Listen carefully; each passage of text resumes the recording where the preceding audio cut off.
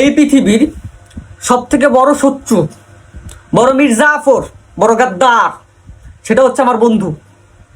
কারণ তাকে যদি সকালে ফোন দেওয়া হয়, সে ঠিক চোখ ডলতে ডলতে বলবে, দোস্ত তোর ভাবি আমাকে এখন ঘুম থেকে উঠতে দিচ্ছে না, দোস্ত এখন তুই ডিস্টার্ব করিস না, আমি ঘুমাচ্ছি।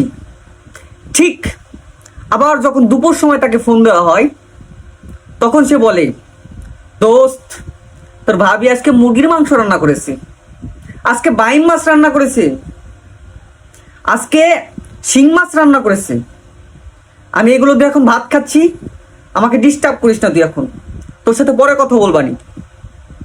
আবার ঠিক রাত্রে যখন ফোন দিব বন্ধুকে, তখন সে বলবে, বন্ধু সারাদিন নানা ব্যস্ততার মাঝে ছিলাম, তোর ভাবিকে সময় দিতে পারি নাই, তাই এখন রাখছি, এখন তোর ভাবিকে একটু সময় দিতে হবে, তা না হলে সংসারে অশান্তি লাগবে। সে কিন্তু জানে আমার এখন একটা গার্লফ্রেন্ড ম্যানেজ হয় নাই, সে কিন্তু এটা জানে আমি জীবনে একটা রিলেশন করতে পারি নাই, সে জানে।